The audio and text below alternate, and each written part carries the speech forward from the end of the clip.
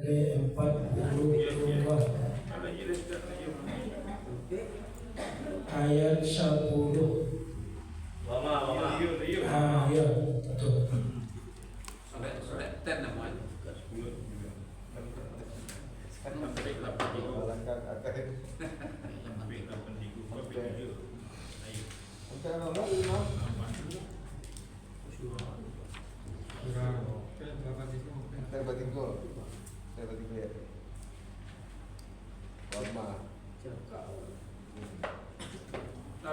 Lanjut. Gas. Berangkat. Taqabbalallahu minna wa minkum. Taqabbal ya karim.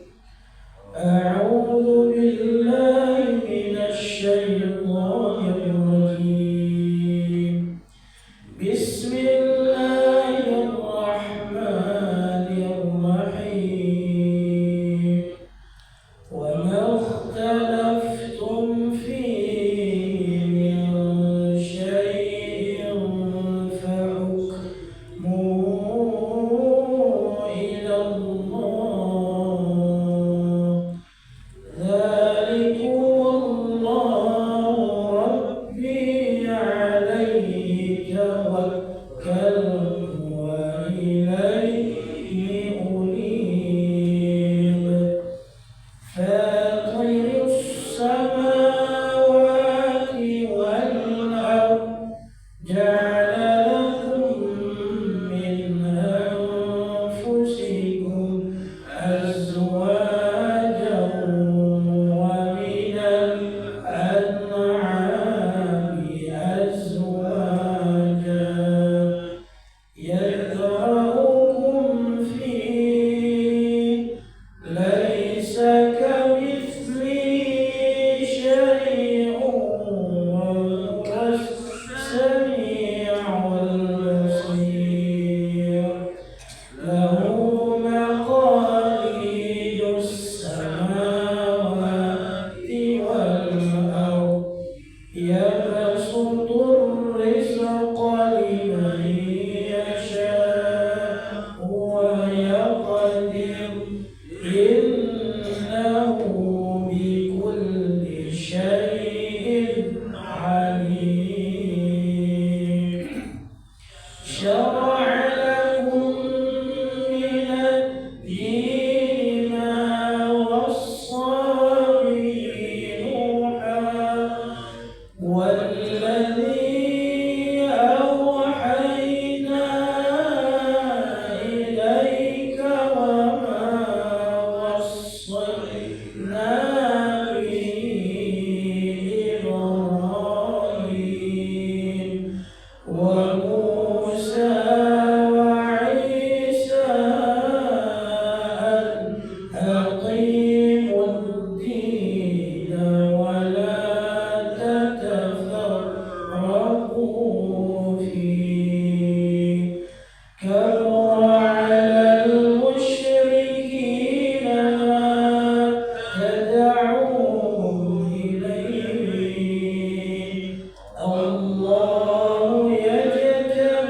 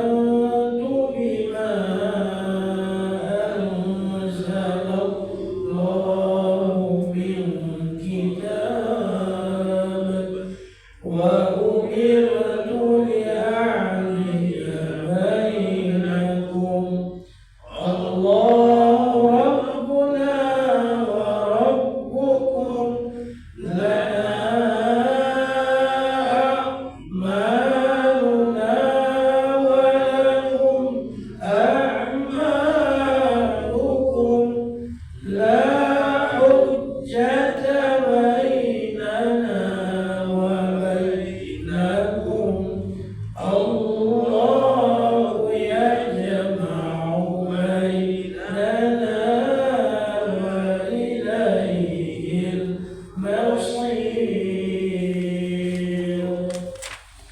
والذين يحاجون في الله من بعد ما استجيب له حجتهم داحضة عند ربهم وعليهم غضب ولهم عذاب شديد. الله الذي أنزل الكتاب بالحق والميزان وما يدريك لعل الساعة قريب يستعجل بها الذين لا يؤمنون بها والذين آمنوا مشفقون منها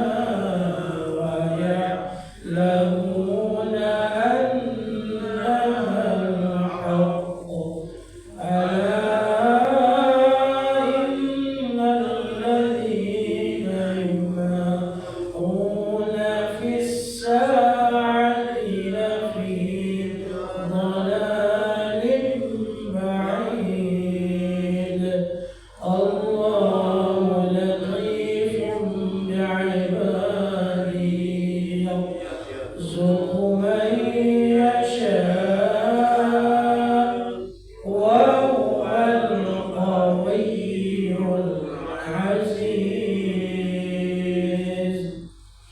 من كان يريد حرث الآخرة نزد له في حرثه ومن كان يريد حرث الدنيا نؤتيه منها وما له في الآخرة من نصيب. أم لهم شركاء شرعوا لهم من الدين ما لم يأذن به الله ولولا كلمة الفصل لقضي بينهم وإن الظالمين لهم عذاب أليم.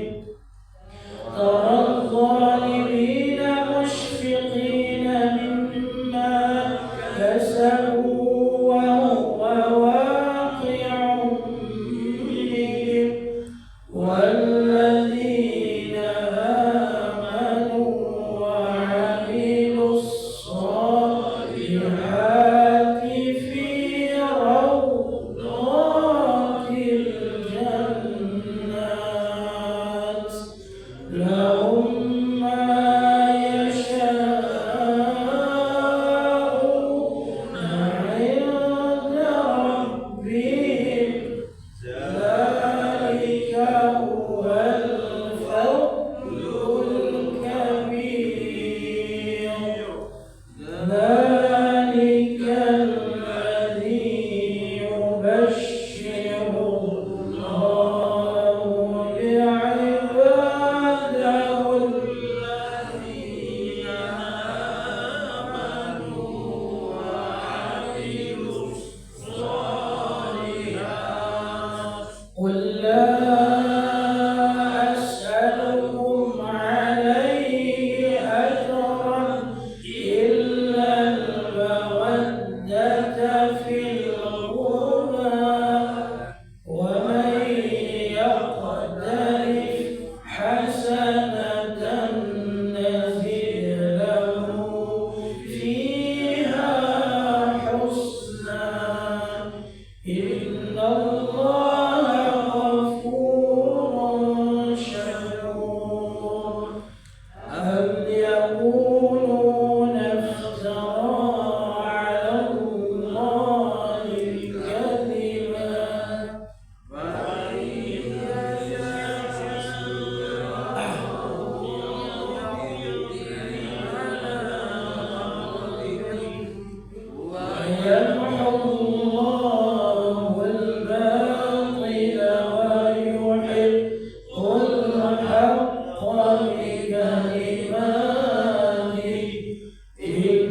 إنه عليم بذات الصدور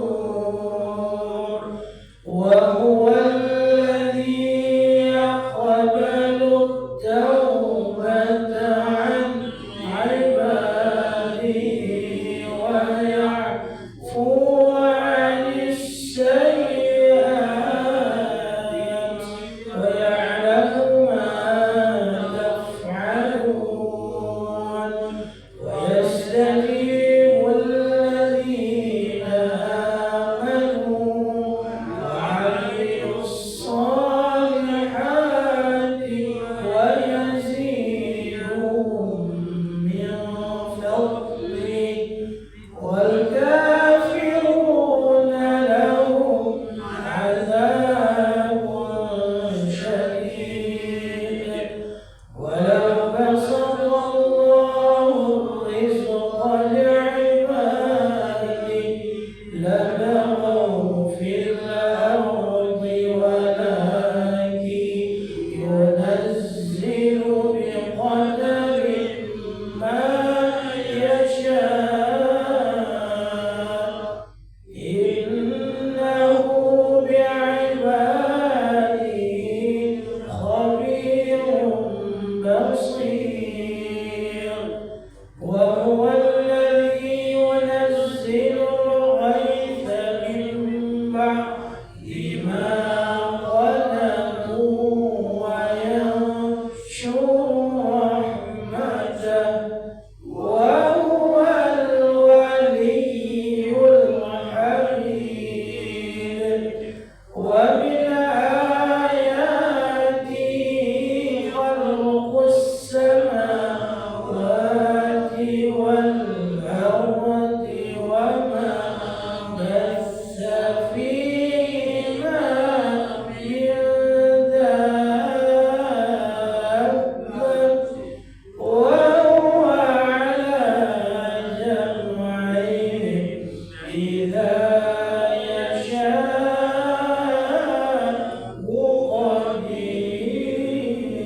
قدير صدق الله العظيم وصدق رسوله النبي الكريم ونحن على ذلك من الشاهدين والشاكرين والحمد لله رب العالمين.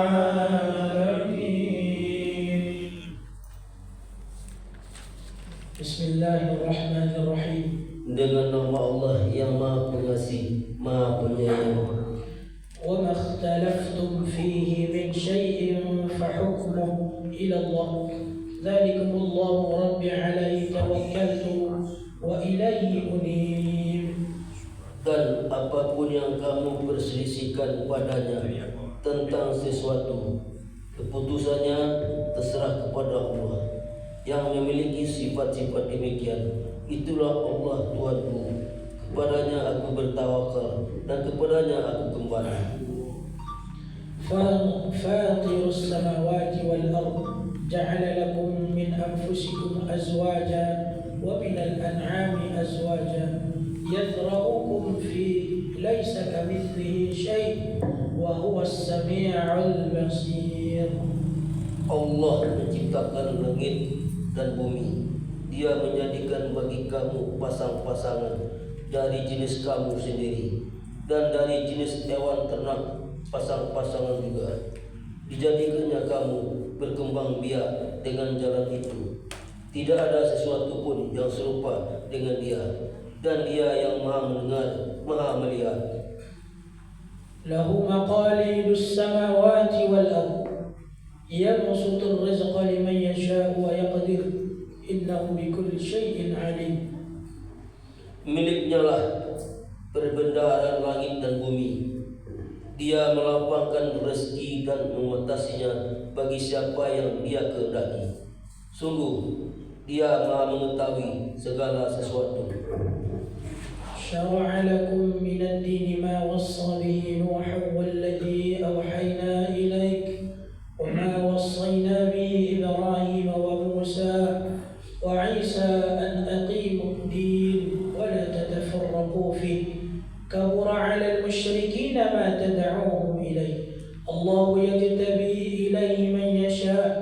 ويهدي إليه من ينيب.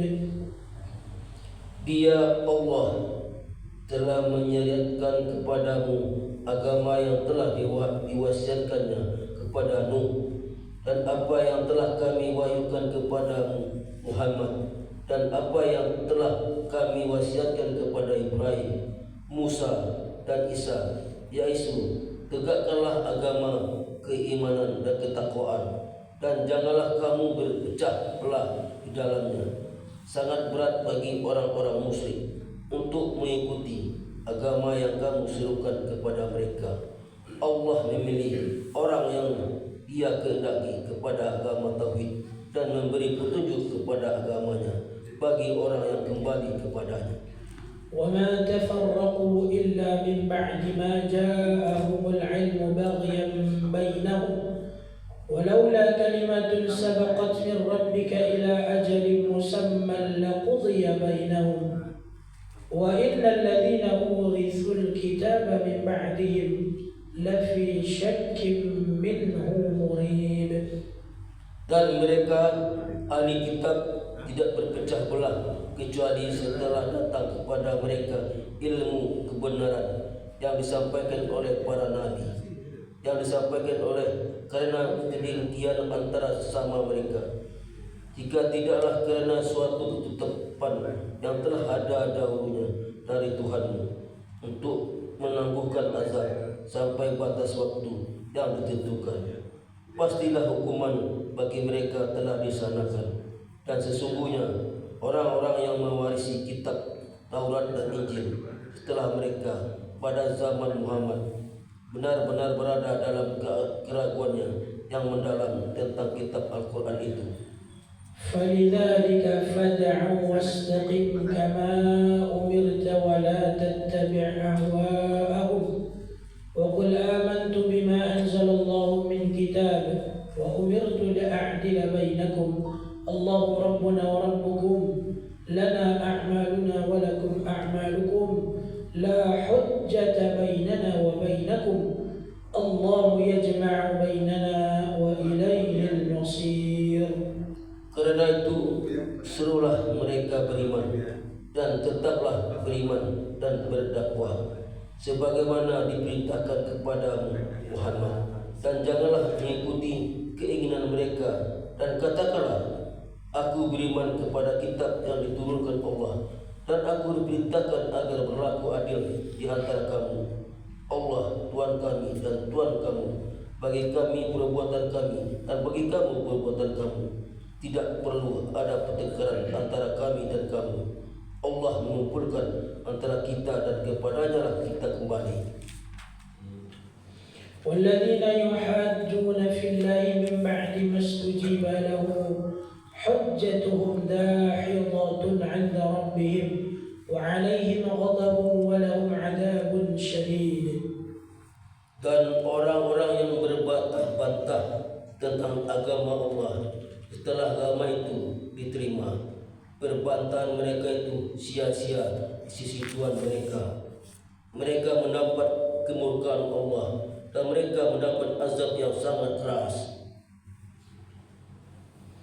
الله الذي أنزل الكتاب بالحق والميزان وما يدريك لعل الساعة قريب. Allah yang menurunkan kitab Al-Quran dengan membawa kebenaran dan neraca keadilan. Dan tahukah kamu, boleh jadi hari kiamat itu sudah dekat?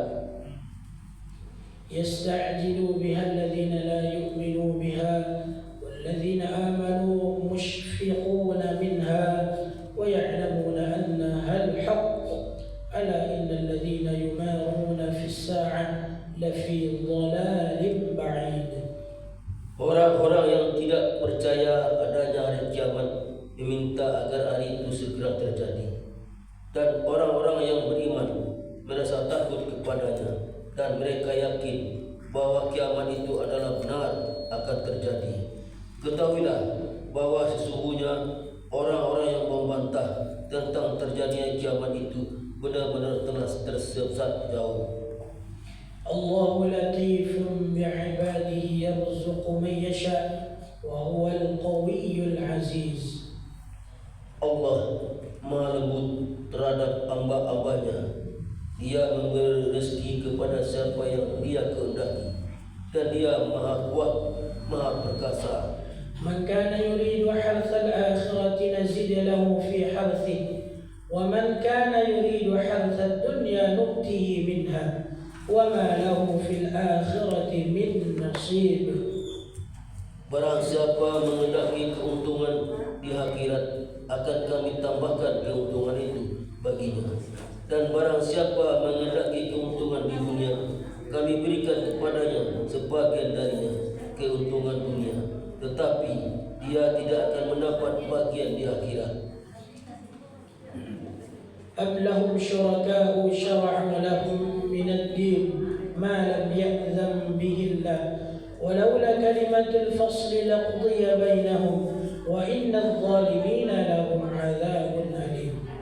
Apakah mereka mempunyai sesembahan selain Allah yang menetapkan aturan agama bagi mereka yang tidak diizinkan diridhoi Allah? Dan sekiranya tidak ada ketetapan yang menunda hukuman dari Allah, tentulah hukuman di antara mereka telah dilaksanakan. Dan sungguh orang-orang zalim itu akan mendapatkan azab yang sangat pedih. ترى الظالمين مشفقين مما كسبوا وهو واقع بهم والذين آمنوا وعملوا الصالحات في روضة الجنات لهم ما يشاءون عند ربهم ذلك هو الفضل الكبير. Kamu akan melihat orang-orang zalim itu sangat ketakutan karena kejahatan-kejahatan yang telah mereka lakukan, dan azab menimpa mereka. Dan orang-orang yang beriman dan mengerjakan kebajikan berada di dalam taman-taman surga. Mereka memperoleh apa yang mereka kehendaki di sisi Tuhan. Yang demikian itu adalah karunia yang besar. ذلك الذي يبشر الله عباده الذين آمنوا وعملوا الصالحات قل لا أسألكم عليه أجرا إلا المودة في القربى ومن يقترف حسنة نزد له فيها حسنا إن الله غفور شكور. Itulah karunia yang diberitahukan Allah untuk menggembirakan hamba-hambanya yang beriman dan mengerjakan kebajikan. Katakanlah Muhammad, aku tidak meminta kepadamu sesuatu imbalan pun atas seruanku kecuali kasih sayang dalam kekeluargaan, dan barang siapa mengerjakan kebaikan akan kami tambahkan kebaikan baginya. Sungguh Allah Maha Pengampun, Maha Menyukuri. أم يقولون افترى على الله كذبا فإن يشاء الله يختم على قلبك ويمحو الله الباطل ويحق الحق بكلماته إنه عليم بذات الصدور. Ataukah mereka mengatakan dia Muhammad telah mengada-ada kebohongan tentang Allah? Sekiranya Allah menghendaki, niscaya Dia kunci hatimu, dan Allah menghapus yang batil dan membenarkan yang benar dengan firman-Nya Al-Quran. Sungguh Dia Maha mengetahui segala isi hati. وهو الذي يقبل التوبة عن عباده ويعفو عن السيئات ويعلم ما تفعلون. Dan Dialah yang menerima tobat dari hamba-hambanya dan memaafkan kesalahan-kesalahan dan mengetahui apa yang kamu kerjakan. ويستجيب الذين آمنوا وعملوا الصالحات ويزيدهم من فضله والكافرون لهم عذاب شديد. Dan Dia memperkenankan doa orang-orang yang beriman dan mengerjakan kebajikan serta menambah pahala kepada mereka dari karunia-Nya. Orang-orang yang ingkar akan mendapat azab yang sangat keras. ولو بسط الله الرزق لعباده لبغوا في الأرض ولكن ينزل بقدر ما يشاء إنه بعباده خبير بصير. Dan sekiranya Allah melapangkan rezeki kepada hamba-hambanya, niscaya mereka akan berbuat melampaui batas di bumi. Tetapi Dia menurunkan dengan ukuran yang Dia kehendaki. Sungguh Dia Maha teliti terhadap keadaan hamba-hambanya, Maha mulia. وهو الذي ينزل الغيث من بعد ما قنطوا وينشر رحمته وهو الولي الحميد. Dan Dialah yang menurunkan hujan setelah mereka berputus asa dan menyebarkan rahmat-Nya, dan Dialah Maha Pelindung, Maha terpuji. ومن آياته خلق السماوات والأرض وما بث فيهما من دابة وهو على جمعهم إذا يشاء قدير. Dan di antara tanda-tanda kebesarannya adalah penciptaan langit dan bumi dan makhluk-makhluk yang merata yang Dia sebarkan pada keduanya. Dan Dia Maha Kuasa mengumpulkan semuanya apabila Dia kehendaki. Sadaqallahul azim. Maha benar Allah dengan segala firman-Nya.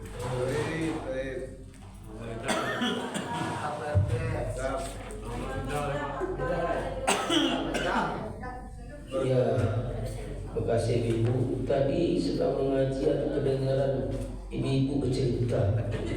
Jadi mohon Ibu, kalau Ustaz sedang membaca Al-Quran, tolong diam, tenangkan pikirannya, karena malah nanti kurang. Hanya mengingatkan. Mengingatkan. Terima kasih atas perhatiannya. Murah rezeki orang tebal.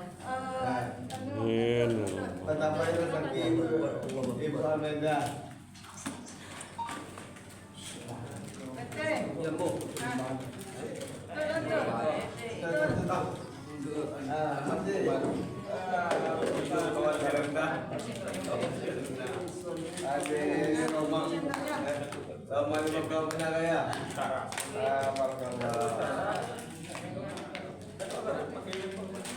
Serius kok.